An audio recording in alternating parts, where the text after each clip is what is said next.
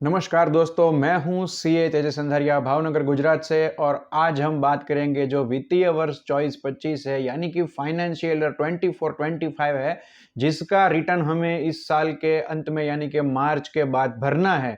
तो उस रिटर्न में हम किस तरह से टैक्स प्लानिंग कर सकते हैं, यह हमको देखना है। क्योंकि पिछले वर्ष में क्या हुआ था कि जो 87A वाला रिबेट है वो कैपिटल गेन्स के सामने नहीं मिल रहा था, उसकी वजह से सबको टैक्स भरना पड़ा था, बाद में डिमांड रेज हुई थी। तो इस साल पहले से ही किस तरह से इसका प्लानिंग हम कर सकते हैं, देखिए ये जान लेते हैं स्क्रीन पे एक के बाद एक एग्जाम्पल देख के। तो चलिए शुरू करते हैं। तो चलिए शुरू करते हैं केस 1 से। केस 1 में आप देखिए, मैंने हर एक केस में केस 1, 2 और 3 दोनों में दो दो कॉलम लगाई हुई है। एक जो डिफॉल्ट न्यू रेजिम आ गई है वो, और एक है ऑप्शनल ओल्ड रेजिम। जो ओल्ड रेजिम पहले आती थी जिसमें डिडक्शंस 80C 80D वगैरह के परमिटेड थे, उसमें जाने का जो ऑप्शन है वो भी बाजू के कॉलम में वहां पे बताया गया है। तो देखते हैं। सैलरी है 5,25,000 दोनों केसेस में, क्योंकि कंपेयर करना है तो सभी चीजें सेम रखनी पड़ेगी केस 1 में। उसके बाद है स्टैंडर्ड डिडक्शन। स्टैंडर्ड डिडक्शन में अभी क्या है कि पिछले बजट में आया था कि जो ओल्ड रेजिम में जाएगा उसको सैलरी में से सिर्फ 50,000 मिलेगा, लेकिन न्यू रेजिम में अब से वो 75 हो गया है। तो नेट सैलरी में डिफरेंस आ जाएगा दोनों रेजिम में।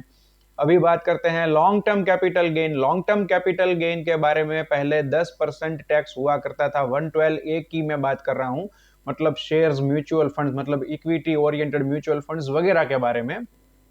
तो अभी वहां पे 23 जुलाई से 12.5% हो गया है। तो मान लीजिए वो 12.5% वाला जो LTCG है वो 1,25,000 हो रहा है दोनों केस में।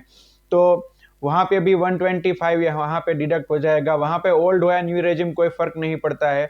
वहां 112A में बोला गया है कि 1,25,000 तक कोई टैक्स वहां पे नहीं लगेगा। लेकिन ये 125 जो है वो हमको रिबेट के लिए जो इनकम गिननी होगी, टोटल इनकम, उसमें इसको गिने जाएंगे, भले ही इस पे टैक्स न लगे। तो ये एक बात बहुत क्लियर कर देता हूं पहले से। उसके बाद चलते हैं short term capital gain at 20%, जो पहले 15% हुआ करता था। 111A वाला बोल रहा हूं मैं आपको। ये 111A वाला मतलब shares, equity oriented mutual fund वगैरह में जो हमको शॉर्ट टर्म में 15% टैक्स लग रहा था, वो 23 जुलाई से अभी बजट के बाद वो 20% हो गया है। तो मान लीजिए वहां से हम 10,000 कमा रहे हैं, और सेविंग बैंक का इंटरेस्ट 10,000 है, और FDR का इंटरेस्ट जो है वो 40,000 है। तो इस तरह से हमारी ग्रॉस टोटल इनकम जो है वो यहाँ पे 6.35 और यहाँ पे 6.60 बन रही है। लेकिन यहाँ पे ओल्ड रेजिम है तो यहाँ पे हमको 80C का बेनिफिट मिलेगा। और मान लीजिए हमने 80C वाले जो एलिजिबल डिडक्शंस है, PPF contributions, life insurance premium subject to certain conditions, और भी सारे ऑप्शंस है वहां पे, नोटिफाइड FDR वगैरह। तो वहां पे हमने 1.5 लाख रुपया एलिजिबल जगह पे इन्वेस्ट किया है, तो वो हमको यहाँ पे डिडक्शन मिलेगा। और सेविंग के इंटरेस्ट के सामने 80 TTA मिलेगा 10,000 का।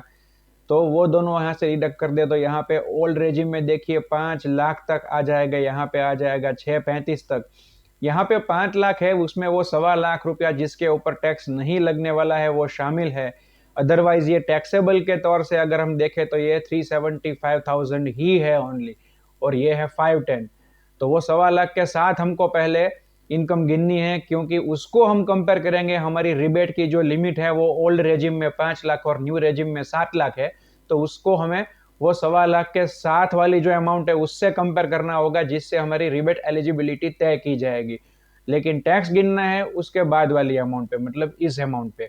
तो अभी इसमें से नॉर्मल रेटेड टैक्स इतना बनेगा स्लैब के हिसाब से, दोनों रेजिम में जो स्लैब है उसके हिसाब से। और स्पेशल रेटेड टैक्स में दोनों रेजिम में कोई फर्क नहीं आता है, वो दोनों रेजिम में स्पेशल रेट एक ही लगता है। तो यहाँ पे शॉर्ट टर्म कैपिटल गेन हमारे 10,000 रुपया है, तो उसके ऊपर 20% के हिसाब से 2,000 लगेगा दोनों रेजिम में।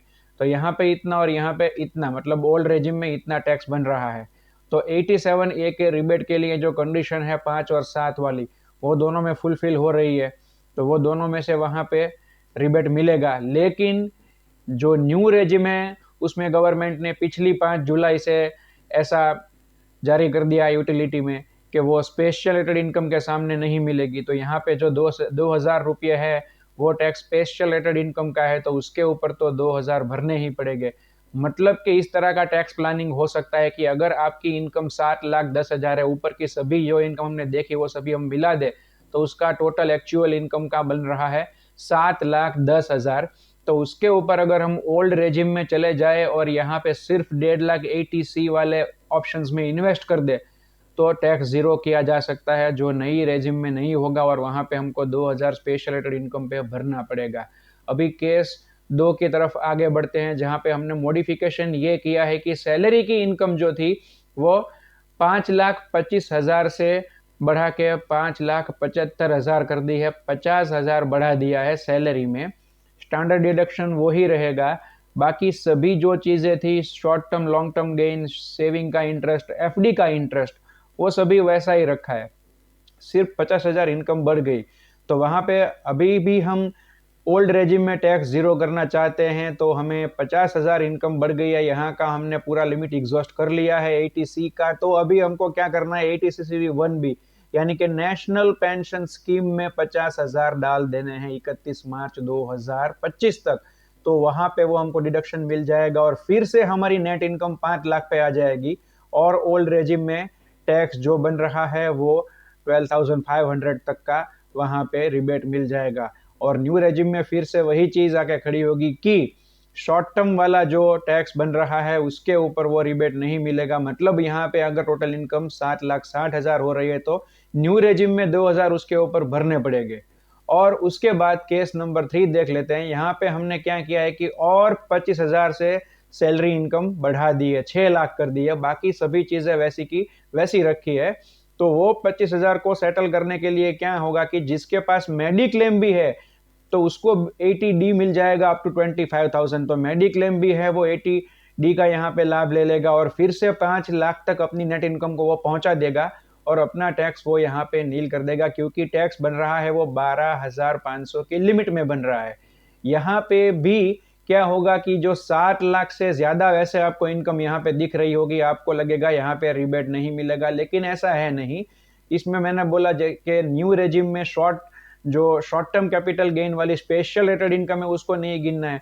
तो यहाँ से 10 अगर निकाल दिए जाए वह जो यहाँ पे हैं STCG वाले, तो यहाँ पे 7,10,000 वाले 7 लाख बन जाएंगे। मतलब कि 7 लाख तक की इनकम हो जाएगी तो नॉर्मल रेटेड वाला जो पूरा टैक्स है वो पूरा यहाँ पर डिडक्शन मिल जाएगा और बचेगा कौन, वही STCG वाला 20%, तो उसके ऊपर टैक्स देना पड़ेगा। मतलब कि अगर आपकी आमदनी अगर 7.85 लाख भी है फिर भी आप ओल्ड रेजिम में टैक्स प्लानिंग करके टैक्स को जीरो कर सकते हैं, लेकिन इसके लिए आपके पास 31 मार्च 2025 तक का वक्त है जहां पे आपको ये सब इन्वेस्टमेंट वगैरह करना पड़ेगा।